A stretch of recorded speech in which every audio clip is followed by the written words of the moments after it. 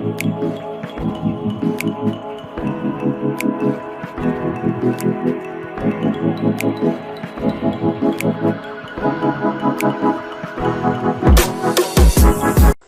sahabat HRTMers. Nah, pada kesempatan kali ini saya akan membahas tentang latihan soal ulangan blok fisika semester 1 kelas 10 IPA. Nah, langsung saja. Oke. Kita langsung ke soal pertama. Berdasarkan hukum gravitasi Newton, buah jatuh dari pohonnya akan selalu menuju ke tanah. Pernyataan tersebut sesuai dengan hukum fisika yang dikemukakan oleh Sir Isaac Newton dan termasuk hakikat fisika berdasarkan. Nah, perlu Anda ketahui dulu bahwa hakikat fisika ini ada beberapa. Yang pertama fakta, kemudian ada konsep, prinsip, dan hukum yang teruji. Nah, kalau kita lihat di soal ini, dia menanyakan sebenarnya hakikat fisikanya itu adalah hukum yang teruji. Jadi jawabannya adalah hukum yang teruji. Lanjut ke soal kedua. Soal kedua, cabang fisika yang mempelajari tentang inti atom adalah. Nah, kita lihat ada kata inti atom. Nah, kita lihat pilihannya. Yang A, fisika inti. Yang B, fisika atom. Yang C, fisika nuklir. D, fisika komputasi. Nah, kita tinjau satu persatu dulu. Fisika inti, apa sih itu? Nah, fisika inti ini adalah salah satu cabang di fisika yang mempelajari tentang inti atom. Yang B, fisika atom. Nah, fisika atom ini mempelajari tentang sifat-sifat dari atom itu. Misalnya, di dalamnya ada sifat dari elektron dan proton. Kemudian, fisika nuklir. Fisika nuklir ini adalah cabang fisika yang mempelajari tentang pemanfaatan inti atom dalam kehidupan sehari-hari. Misalnya untuk menghasilkan energi listrik. Kemudian D, fisika komputasi. Fisika komputasi ini adalah cabang fisika yang menggabungkan dari berbagai ilmu pengetahuan matematika, fisika. Nah, gunanya untuk apa? Untuk mempermudah perhitungan atau analisis. Oke, jadi jawabannya apa? Ya, tepat sekali, jawabannya adalah A, fisika inti. Oke, yang tiga, perhatikan pernyataan berikut ini. Ada 5 buah pernyataan di situ. Nah, kalau misalnya ditanya, nanti kalau misalnya ada soal yang menanyakan pemanfaatan fisika di bidang energi, jadi jawabannya yang mana? Nah, kita cari yang berhubungan dengan energi. Kita lihat pilihan 2 dan 3. Pilihan kedua itu penggunaan panel surya untuk pembangkit listrik. Nah, ini untuk menghasilkan energi, berarti boleh 2. Kemudian yang 3, penggunaan generator untuk pembangkit listrik. Nah, ini boleh juga karena menghasilkan listrik. Sementara yang satu itu untuk komunikasi, yang 4 itu untuk di kedokteran ya, untuk penggunaan sinar X untuk meneteksi patah tulang itu di kedokteran. Kemudian yang 5, penggunaan sinar laser untuk memecahkan batu ginjal. Nah, ini juga di kedokteran gitu ya. Oke, lanjut. Soal yang keempat. Sebuah percobaan berjudul pengaruh gaya terhadap pertambahan panjang pegas. Nah, ini judul percobaannya. Kita lihat apa yang ditanya. Pertama, rumusan masalah. Nah, rumusan masalah di sini dapat kita buat dengan melihat judulnya. Nah, contoh dari rumusan masalah berdasarkan judul di atas adalah kita buat dengan kata tanya ya. Nah, di sini kata tanya itu yang terbaik itu adalah bagaimana pengaruh gaya terhadap pertambahan panjang pegas. Nah, bagaimanakah pengaruh gaya terhadap pertambahan panjang pegas? Nah, itu kita buat tanda tanya ya. Itu. Kemudian yang kedua, hipotesis. Nah, hipotesis ini adalah dugaan sementara terhadap suatu percobaan atau penelitian. Nah, di sini kita buat hipotesisnya berdasarkan judul gaya, semakin besar gaya yang diberikan pada suatu pegas, maka pegas tersebut akan semakin panjang. Nah, itu adalah suatu bentuk hipotesis. Lanjut. Variabel bebas, terikat, dan kontrol. Nah, bebas di sini artinya apa? Yang selalu kita rubah-rubah nilainya. Nah, yang kita rubah-rubah itu adalah gayanya. Misalnya kita tarik, semakin besar kita tariknya, maka nanti akan berpengaruh pada variabel yang lainnya, seperti itu. Nah, di sini yang menjadi variabel bebasnya itu adalah gaya. Kemudian variabel terikat. Nah, variabel terikat ini adalah sebagai akibat dari variabel bebas tadi. Misalnya, tadi kamu kan menarik pegas. Tarikan itu tentunya adalah dalam fisika dikenal dengan gaya. Nah, gayanya kalau misalnya kamu berikan semakin kuat kamu nariknya, maka apa yang akan terjadi pada pegasnya? Benar sekali. Tentunya pegasnya akan semakin panjang. Nah, pertambahan panjang pegas ini dikenal dengan variabel terikat karena sebagai akibat dari variabel bebas. Nah, kontrolnya apa? Variabel kontrolnya di sini yang dipertahankan tetap. Misalnya apa? Pegasnya, gitu ya. Pegas itu termasuk variabel kontrol. Jadi kalau pegasnya kita ganti benda yang lain, ya tentunya kalau kita tarik dengan gaya yang sama, ya pasti belum tentu mengalami pertambahan panjang. Misalnya kalau pegasnya kamu ganti benda yang lain, saya tali senar, ya nggak mungkin memanjang kan? Tali senar saja padatan gitu ya. Oke, lanjut kita yang ini terakhir ya, jenis data yang diperoleh dari percobaan. Nah, kalau kamu mengukur gaya di sini, pasti kamu akan memperoleh apa? Ya, benar sekali. Kamu akan memperoleh suatu nilai dan satuannya. Misalnya, kalau kamu tarik dengan gaya 20 Newton, maka 20 ini tadi kita kenal dengan jenis data kuantitatif. Kuantitatif itu adalah data yang berupa angka-angka atau nominal. Seperti itu ya. Ada satu lagi jenis data yaitu kualitatif. Nah, kualitatif itu berupa kata-kata. Misalnya bunga itu berwarna merah. Nah, warna merah ini datanya adalah kualitatif, kayak gitu ya. Tapi untuk di sini jenis data yang akan diperoleh itu adalah data kuantitatif yang mengandung angka dan nilai. Lanjut. Nah, di sini ada 4 buah gambar. Kita lihat gambar yang pertama. Oke, mungkin ini akan saya tandai ya. Nah, ini.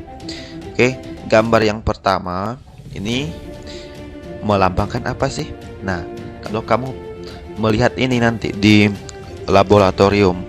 Nah, ini adalah lambang dari bahaya biologis ya. Bahaya dari biologis. Maksudnya apa sih? Biologis berarti makhluk yang hidup ya. Contohnya mikroorganisme yang berbahaya. Misalnya pada masa sekarang yang berbahaya apa? Ya, benar sekali ada virus corona ya. Nah, bisa saja di lab itu nanti dikasih tanda seperti ini. Nah, ini menandakan bahwa ada bahaya biologis. Nah, kita lanjut di sini. Ada high voltage. Nah, high voltage ini adalah lambang yang menunjukkan bahaya tegangan tinggi ya.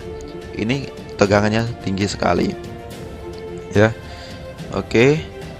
Nah, biasanya bahaya tegangan tinggi ini ditempeli di tempat PLN, biasa di trafonya gitu ya, untuk menaikkan dan menurunkan tegangan. Lanjut, yang gambar ini yang ketiga ada tangan dan seperti kabel di situ. Ini adalah bahaya dari arus listrik ya. Apa perbedaannya dengan yang high voltage? High voltage itu adalah tegangan tinggi, bahaya dari tegangan tinggi. Kalau yang ada tangan seperti ini adalah bahaya dari arus listrik. Lanjut, yang nomor 4 ini menunjukkan bahaya dari radiasi ya, radiasi nuklir boleh, atau bahasa lainnya juga boleh dari radioaktif seperti itu. Nah, radioaktif ini biasanya dihasilkan oleh bahan-bahan yang menghasilkan reaksi nuklir ya, seperti itu. Lanjut, soal nomor 6. Nah, untuk soal nomor 6 mungkin ini akan saya kembalikan pada slide biasa dulu ya, biar bisa ditulis dengan bagus. Oke, ini akan saya perbesar. Oke.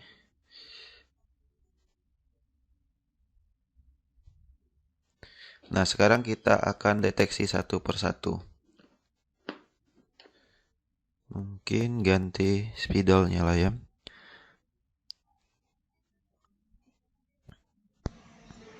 Baik, kita lihat. Di sini ada besaran, satuan, dan dimensi. Nah, yang ditanya adalah pasangan besaran, satuan, dan dimensi yang tepat. Nah, untuk itu kita harus tahu dulu. Kita harus tahu di sini apakah benar dimensinya ya. Kita lihat.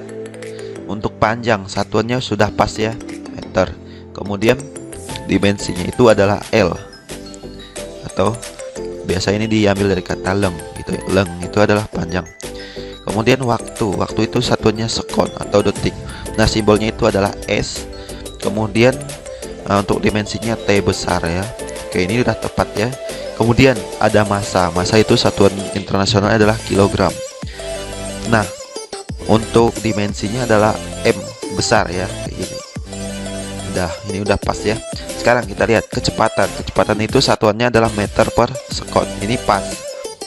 Nah, karena dia meter per sekon, untuk kecepatan meter per sekon ya, maka untuk meter itu kita lihat di sini. Satuan meter itu apa? Ya, tepat sekali ya. Satuan meter itu adalah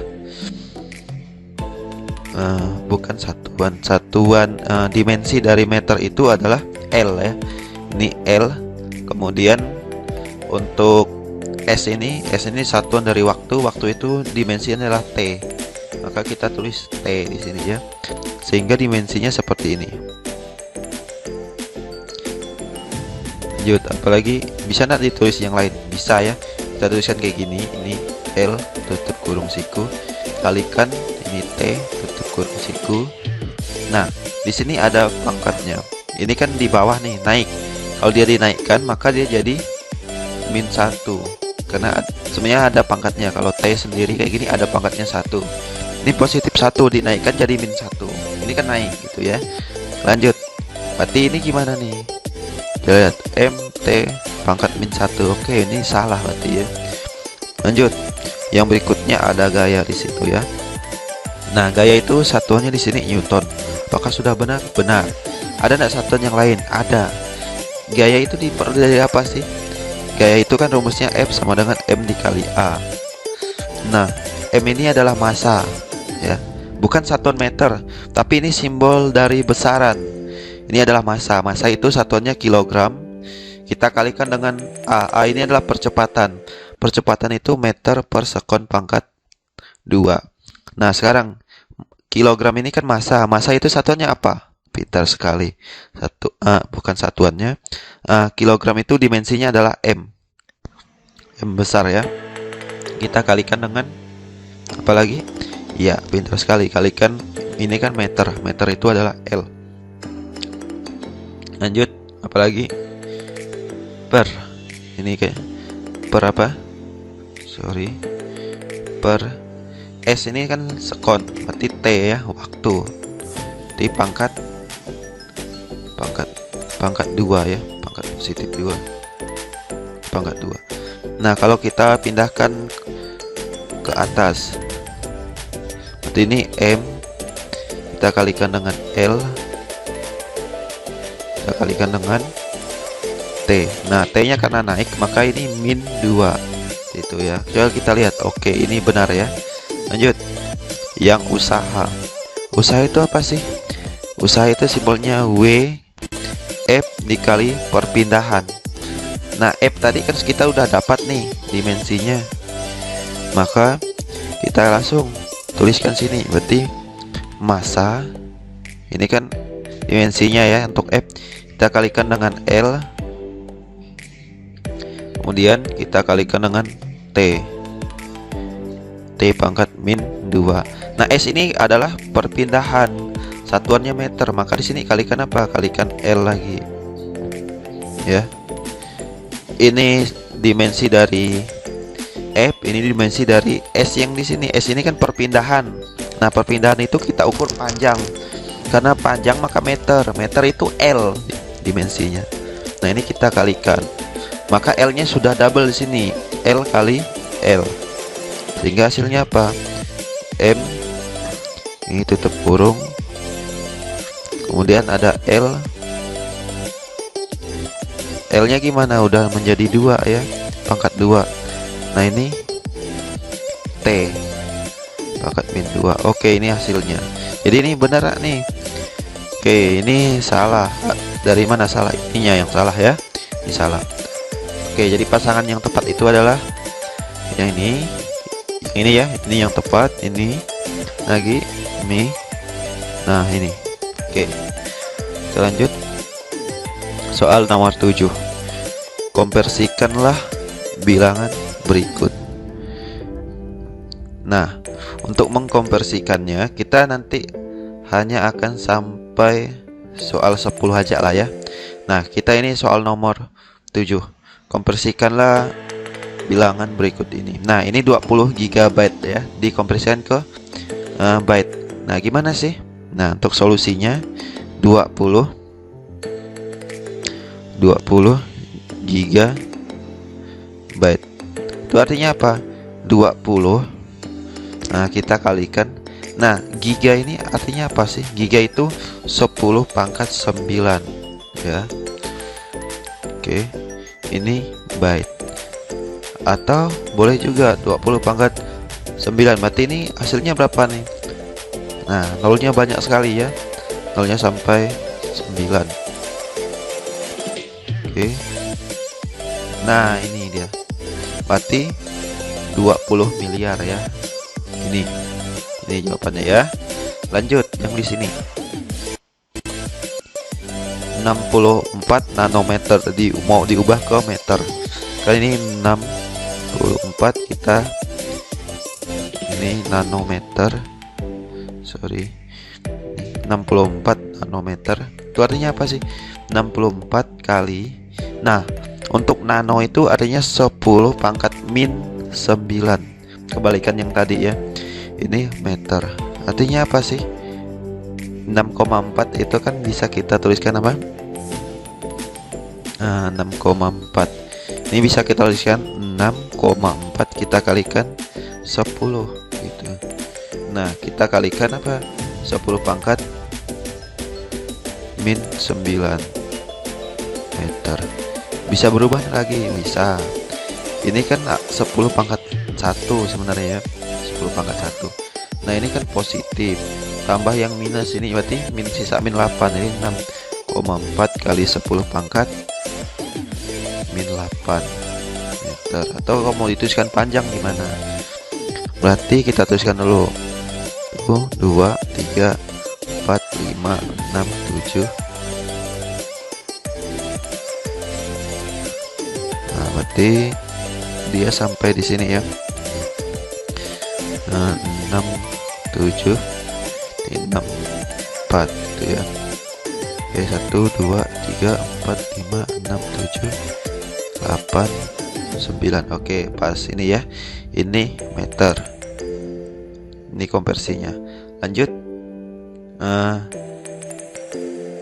Konversikanlah bilangan di atas. Oh, sorry.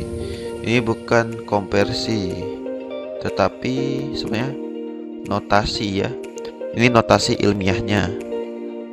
Notasi ilmiahkanlah bilangan di atas. Notasinya mana? Nah, ini notasinya. Ini sudah benar ya notasi ilmiahnya. Tapi ini alangkah baiknya kita tuliskan gini. 2 kali 10 pangkat. Ini kan ada 10 kali 10 pangkat 9. Berarti 10 pangkat 10 ini ya. Ini notasi ilmiahnya. Ini notasi ilmiahnya. Lanjut yang berikutnya, ini juga notasi ilmiahnya ya. Oke. Nah, kalau gini berarti sudah paham ya. Kalau sudah paham, kita lanjut lagi ke soal nomor 9. Nah, soal nomor 9 di sini ada banyak sekali yang ditanya, sampai 4 yang ditanya. Kita lihat dulu hasil yang ditemukan. Tono melakukan pengukuran panjang, lebar, dan tinggi satu balok. Diperoleh panjang 2,42, lebarnya 1,2 cm dan tingginya 2,0. Tentukanlah penjumlahan panjang dan lebar menurut aturan angka penting. Nah, kalau di sini penjumlahan panjang dan lebar tapi harus menggunakan aturan angka penting ya. Nah, berarti kalau kita jumlahkan, lihat panjangnya berapa? Panjangnya adalah 2. Sorry, di sini belum aktif. Panjangnya adalah 2,42. Kita tambahkan dengan lebar. Mana lebarnya? Ya, itu 1,2 ya. 2,2. Nah, kita lihat taksirannya. Ini taksirannya, ini taksirannya. Kita harus tuliskan hasil akhirnya nanti sesuai dengan taksiran yang mendekati koma ini ya. Kayak gitu. Nah, ini kita jumlahkan. Kalau kita jumlahkan, maka ini 2, sini 6, sana 3, ini koma ya. Nah, taksirannya mana? Ini taksirannya. Kita bulatkan sampai ke taksiran terdekat dengan koma. Maka akan diperoleh 3,6. Ini adalah pembulatannya ya. Ini jawaban akhirnya. Lanjut, selisih. Ini yang jawaban A ya. Kemudian kita mau jawab yang B. Yang B itu adalah selisih. Selisih dari apa? Panjang dan lebar. Panjangnya 2,42. Kita kurangkan 1,2. Nah, selisih itu artinya apa? Artinya adalah kurang. Nah, kita akan mengurangkan nilai ini ya. Ini kan kita coba kurangkan 2,42 ya. Oke. Nah, di sini kan yang pengurangnya harusnya di sini ada kasih tanda 0 gitulah ya. Nah, kita alat bantu aja ya, atau nggak perlu ditulis lah ya. Nah, ini 2 berarti langsung sini. Ini 4 berarti dikurangi 2 berarti ini 2. Kemudian ini komanya 2 dikurang 1 yang 1. Nah, sekarang taksirannya ini ya. Nah, yang mendekati, nah ini taksirannya kita turunkan ke sini ya. Nah, kalau kita bulatkan harus yang taksiran terdekat dengan koma. Maka di sini hasilnya adalah 1,2. Oke, ini jawabannya ya. Sekarang kita lihat yang C. Yang C itu apa sih yang ditanyakan? Yang C itu adalah luas alas menurut aturan angka penting. Nah, ini yang C ya, luas alas. Berarti untuk luas itu simbolnya A.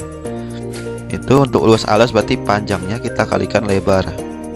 Panjang berapa? Panjang 2,42. Kita kalikan dengan 1,2. Nah, kita tuliskan di sini di bawah.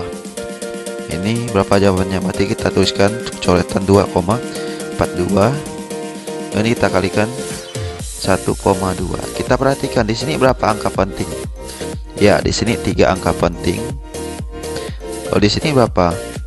Ini 2 angka penting. Nah, untuk di perkalian ada aturannya. Aturannya seperti apa? Aturannya, hasil akhirnya nanti harus kita tuliskan dengan jumlah angka terkecil yang terlibat dalam perkalian. Di sini kan angka pentingnya ada 2 dan 3. Nah, yang terkecil mana? Yang 2. Maka wajib dituliskan 2 angka penting hasil akhirnya. Apapun jawabannya nanti. Nah, ini kita kalikan dulu. Kita selesaikan. 2 kali 2 berarti 4. Kalikan 4, 8. Kemudian ini 4. Dan di sana 2. Kemudian 4. Kemudian 2. Oke, hasil akhirnya 4, 10, simpan 1, 9, 2. Komanya di mana? Komanya 1, 2, 3. Di 3 angka ya, di belakang koma. Nih. Berarti jawabannya di situ berapa? Ya, jawabannya 2,904. Nah, ini wajib harus dibulatkan mencapai 2 angka penting, karena yang terkecil itu yang terlibat 2 angka penting. Jadi berapa kalau dibulatkan? Jawabannya adalah 2,9. Oke, ini. Oke, sekarang yang D. Gimana yang D? Mencari volume. Untuk mencari volume, maka panjang kali lebar kali tingginya, kayak gitu. Nah, gimana sifat perkaliannya? Sama dengan aturan perkalian di sini ya. Kita tuliskan angka penting yang terkecil. Nah, ini silakan Anda hitung sendiri ya. pakai rumus ini. Kan ada datanya di sini. Ini 3 angka penting, dan ini 2 angka penting, kemudian ini 2 angka penting. Jadi kalau ketiganya kita kalikan, wajib yang terkecil berapa, hasil akhirnya nanti wajib ditulis menjadi 2 angka penting, karena yang paling kecil adalah 2 angka penting. Oke, lanjut soal 10. Nah, mungkin nanti kita sampai soal 10 aja ya. Nah, soal 10, perhatikan hasil pengukuran mikrometer di bawah ini. Nah, gimana sih cara kita ngitungnya? Tentu kalian harus tahu dulu ada berbagai aturan ya. Oke, kita lihat di sini.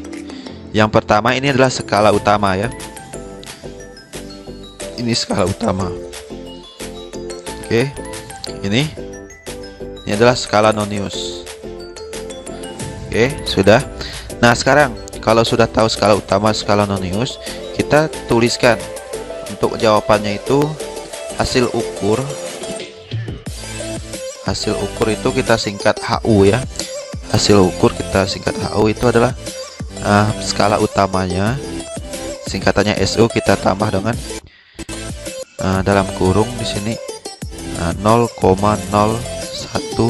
mm. Nah, ini adalah tingkat ketelitian dari mikrometer sekrup, kita kalikan dengan SN-nya, nonius, skala nonius yang berimpit. Nah, SU-nya berapa? SU-nya ternyata di sini 4 ya. SU-nya itu 4. Oke, mungkin pakai spidol yang inilah. Oke, di sini kita lihat di depannya ini ada 4 ya, di depan skala nonius itu kita lihat di situ nilainya 4 mm. Kita tambah dengan 0,01 mm. Kita kalikan dengan SN. SN itu yang berimpit dengan sumbu utama ini. Berapa itu? Ya, adalah 30 ya. Ini kalikan 30. Nah, jawabannya berapa? 4, mm tambah ini 4 mm, kita tambah dengan 0,01 mm, kita kalikan 30, berarti dapatnya 0,30 mm. Nah, jadi jawabannya adalah 4,30 mm. Nah, ini wajib dituliskan ya. Ini untuk menunjuk 0 ini wajib kita tuliskan karena menunjukkan tingkat ketelitian jangka ini menunjukkan tingkat ketelitian mikrometer sekrup ya. Jadi di sini ada maknanya, di sini 3 angka penting ya, gitu. Oke, demikian dulu untuk pembahasan kita. Ini adalah pembahasan ulangan blok pada bagian pertama ya. Oke, Bapak akhiri pace bene.